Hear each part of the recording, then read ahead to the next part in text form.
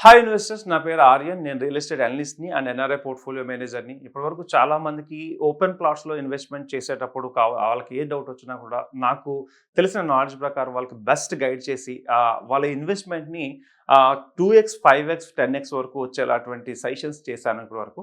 So ఈరోజు మనం topic ఏంటి అంటే జిహెచ్ఎంసి బాగా ఎక్స్పాండ్ అవుతుంది. అంటే ఈ 27 మున్సిపాలిటీలను కలిపి జీహెచ్ఎంసీలో విలీనం చేస్తే హైదరాబాద్కు వచ్చే అడ్వాంటేజెస్ ఏంటి? ఎవరెవరికి ఏ అడ్వాంటేజెస్ ఉన్నాయో చూద్దాం.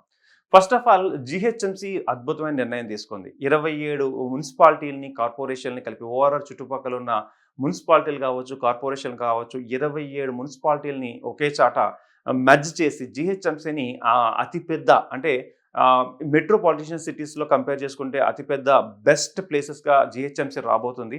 సో ఇది ఎలాంటి మార్పుకి ఆహ్వానం అంటే హైదరాబాద్ దృష్టిని ప్రపంచ పటంలో అంటే హైదరాబాద్‌లో ఉన్న బెస్ట్ ఎమ్యూనిటీస్‌ని గాని యూజ్ చేసుకోవడానికి ఈ యొక్క చేంజ్ అనేది ఉపయోగపడుతుంది.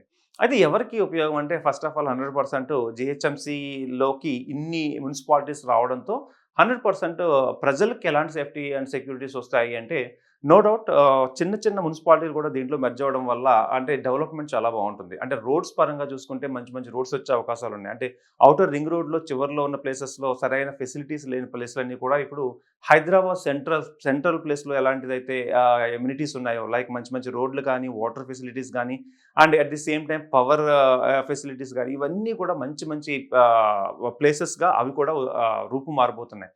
సో దీనివల్ల ఏంటి అంటే బిజినెస్ పీపుల్కి కానీ లేదంటే ఎడ్యుకేషన్ ఇన్స్టిట్యూషన్స్ కానీ నెక్స్ట్ డెవలప్మెంట్స్లో పరంగా చాలా చాలా ఉపయోగపడుతుంది. అంటే ఇప్పుడు జిహెచ్ఎంసి ఎక్స్పాండ్ కావడం వల్ల అంటే ఎక్కువగా నగర విస్తరణ జరగడం వల్ల ఏమవుతుంది? సో ప్రజలు కూడా అంటే ఈ జీహెచ్ఎంసీ పరిధిలోకి వచ్చే పాపులేషన్ కూడా పెరుగుతుంది. పాపులేషన్ పెరిగిందంటే ట్యాక్సెస్ రూపంలో గవర్నమెంట్‌కి వచ్చే ఆదాయం కూడా పెరుగుతుంది. సో ఈ ఆదాయంతో నెక్స్ట్ రోడ్లు కానీ ఏదైనా సెపరేట్‌గా ఏదైనా చేయాలనుకున్నా కూడా జీహెచ్ఎంసీ నుంచి బెస్ట్ చేస్తారు. ఇన్ ఫ్యూచర్‌లో ఏం కాబోతుంది అంటే జీహెచ్ఎంసీ బాగా ఎక్స్పాండ్ కావడం వల్ల అండర్ గ్రౌండ్ ఎలక్ట్రిసిటీ పవర్ చాలా చోట్ల వచ్చే ఆ సందర్భాలు ఉన్నాయి. ఎక్కడ కూడా వైర్ అనేది కనిపించకుండా చాలా నీట్‌గా పోల్స్ కానీ, వైర్ కానీ కనిపించకుండా అండర్ గ్రౌండ్ ఎలక్ట్రిసిటీస్‌లోకి నెమ్మదిగా వెళ్ళబోతుంది. చిన్న చిన్న మురికివాడలు ఎక్కడైతే ఉన్నాయో ఆ మురికివాడలన్నీ కూడా తొందరలో అవన్నీ కూడా ఆ మురికివాడల ప్లేస్ నుంచి మంచి ప్లేసెస్‌గా టర్న్ అవ్వబోతున్నాయి. అండ్ పర్మిషన్స్‌కి చాలా ఈజీ అయిపోతుంది. అన్నీ ఒకే చోటకి వచ్చినాయి కాబట్టి. అండ్ ఎవరైనా స్టాండ్ లోన్ అపార్ట్మెంట్స్ కట్టుకునే వాళ్ళు కాబట్టి వీళ్ళందరూ కూడా సో మేజర్ వచ్చేసి జీహెచ్ఎంసీలో కలవడం వల్ల చిన్న చితక ఉన్న ఎవరైతే చిన్న చిన్న ఎంప్లాయ్మెంట్స్తో ఉన్నారో వీళ్ళందరూ కూడా మంచి బెనిఫిట్ అవుతారు. బిల్డర్స్కి మంచి అడ్వాంటేజ్ ఉంటుంది. రియల్ ఎస్టేట్ బూమ్ అవుతుంది. హైదరాబాద్లో ఇలాంటి చేంజెస్ జరగడం వల్ల చాలా మందికి హైదరాబాద్లో ఇన్వెస్ట్ చేయాలనే ఇంట్రెస్ట్ పెరుగుతుంది. అంటే ఎన్ఆర్ఐల చూపు కూడా దీని మీద పడుతుంది. సో జీహెచ్ఎంసీని 27 మున్సిపాలిటీల్లో సుమారుగా ఎలాంటివి అంటే మణికొండ కావచ్చు, పీర్జాదిగూడ కావచ్చు, లేదంటే నిజాంపేట కావచ్చు, పెద్దంబర్పేట కావచ్చు, ఇలాంటి ఏరియాస్‌లో అన్నిటిని కూడా ఇప్పుడు జీహెచ్ఎంసీలో మెర్జ్ చేసేస్తున్నారు. ఈ మెర్జ్ చేయడం వల్ల ఈ ఏరియాస్‌లో డెవలప్మెంట్స్ అయితే ఎక్సలెంట్‌గా ఉంటాయి. సో ప్లాటింగ్ ఇండస్ట్రీలోకి వచ్చేసరికి సపోజ్ ఇప్పుడు మన పెద్దంబర్పేటలో కావచ్చు, ఈ ఏరియాస్‌లో ప్లాటింగ్స్‌లో హెచ్ఎండిఏలో కానీ ఎవరికైనా ప్లాట్లు ఉన్నా లేదంటే కొత్తగా ప్లాట్లు కొనుక్కునే వాళ్ళకి కానీ అంటే మణికొండ చుట్టుపక్కల ఆల్రెడీ కొన్న వాళ్ళకి కానీ లేదంటే ఘట్కేసర్‌లో ఏరియాస్‌లో కొన్ని ప్లాట్స్ ఉన్నవాళ్ళు కానీ వీళ్ళందరినీ నేనేమి చెప్తున్నానంటే ఒకప్పుడు వీళ్ళందరూ కూడా తక్కువ ఇన్వెస్ట్‌మెంట్‌తో ప్లాట్లు కొనుక్కునే ఉంటారు. ఇప్పుడు ఈ ఎక్స్‌పాన్షన్‌తో ఏమవుతుందంటే మీకున్న ఏదైతే ఇన్వెస్ట్‌మెంట్ ఉందో అది ఎక్సలెంట్ గ్రోత్ రాబోతుంది. సో అందుకే నేను చాలా సార్లు సజెస్ట్ చేస్తున్నాను. ఓవరాల్ చుట్టుపక్కల అంటే ఓవరాల్ దగ్గరలో గాని కొంచెం దూరంగా వెళ్ళైనా సరే ఇన్వెస్ట్ చేయండి అని ఎందుకు అంటున్నానంటే 100% జీహెచ్ఎంసీ ఈరోజు ఎక్స్‌పాన్షన్ అయింది. ఫ్యూచర్‌లో ఇంకా ఎక్స్‌పాండ్ అవుతుంది. ఇంకా ఎక్స్‌పాండ్ అయినప్పుడు 100% ఆ ఎక్స్‌పాన్షన్‌లో మన ప్లాట్ ఉంటే మనకెంత అప్రిషియేషన్ వస్తుందో ఒకసారి ఆలోచించాలి. సో కాబట్టి ఎవరైనా 100% ప్లాట్స్ మీద పెట్టిన వాళ్ళు ఇప్పటి వరకు లాస్ అవ్వడం అనేది ఉండదు. సో కానీ ఆలోచించి మంచి కంపెనీని ఎంచుకొని దానికి డాక్యుమెంట్స్ అన్ని చెక్ చేసుకొని పెట్టుకోగలిగితే 100% ఓపెన్ ప్లాట్ల మీద బెస్ట్ ఇన్వెస్ట్‌మెంట్ అవుతుంది. అంటే ఇప్పుడు ఎవరైతే ఈ కొత్తగా 27 మున్సిపాలిటీల్లో ఆల్రెడీ ఇన్వెస్ట్ చేసున్నారో they are very lucky fellows. అంటే వాళ్ళ యొక్క వాల్యుయేషన్ చాలా ఎక్కువగా పెరగబోతుంది. అండ్ వాళ్ళకి ఇప్పుడు వరకు వాళ్ళు ఊహించినంత అంటే సడన్ అప్రిషియేషన్ రాబోతుంది.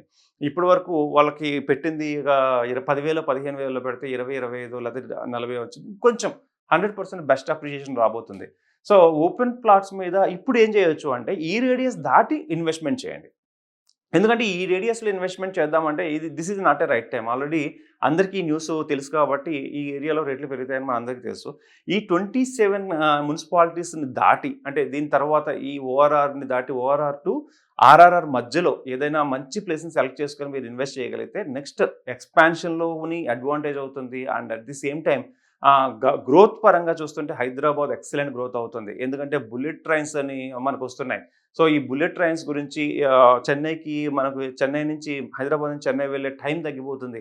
అది ఇప్పటి వరకు 12 అవర్స్ ఉండే టైం వల్ల ఇది 2½ అవర్స్‌కి లేదా 2 అవర్స్ 20 మినిట్స్‌కి వచ్చేస్తుంది. At the same time Bengaluru వెళ్ళాలనుకున్నా కూడా 5 అవర్స్‌లో బుల్లెట్ ట్రైన్ ప్రపోజల్ కూడా వచ్చింది. ఈ 2 ప్రపోజల్‌లో కాకుండా హైదరాబాద్‌ని అన్ని విధాలుగా డెవలప్ చేయడానికి అన్ని ప్రయత్నాలు జరుగుతూనే ఉన్నాయి. But this is the right time.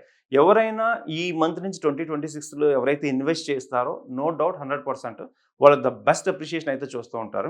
So, ఎవరికైనా ఇన్వెస్ట్‌మెంట్ చేసేటప్పుడు మీకేదైనా డౌట్స్ ఉన్నాయనుకుంటే, మీకు ఏ ఏరియాలో పెడితే బావుంటుంది? బిఫోర్ ఆర్ఆర్ఆర్‌కి ముందు పెట్టాలా? ఆర్ఆర్ఆర్ తర్వాత పెట్టాలా? లేదంటే ఓఆర్ఆర్‌కి, ఆర్ఆర్ఆర్‌కి మధ్యలో పెట్టాలా? అండ్ ఏ హైవేని నేను సెలెక్ట్ చేసుకోవాలి? ముంబై హైవేనా? చాలా హైవేస్ ఉన్నాయి కదా! Bengaluru highway, Mumbai highway. ఏ హైవేని సెలెక్ట్ చేసుకోవాలి? నా దగ్గర బడ్జెట్ లిమిటెడ్‌గా లేదంటే 10,00,000, 20,00,000 మాత్రమే ఉంది. ఇక నేను ఇన్వెస్ట్‌మెంట్ సరైన ప్లేస్‌లో పెట్టొచ్చా? లేదంటే నా దగ్గర మంచి బడ్జెట్ ఉంది. ఏ ఏరియాలో పెడితే బావుంటుంది? ఇలాంటి ఏ డౌట్స్ అయినా సరే మీకు ఉంటే గనక 100% నాతో షేర్ చేసుకోండి. సో, నేను 100% మంచి ఏరియాలో పెడితే మనకి అప్రిషియేషన్ బావుంటుందో కంపల్సరీ సజెస్ట్ చేస్తాను. అండ్ నా నంబర్ వచ్చేసి 9391151121. Thank you.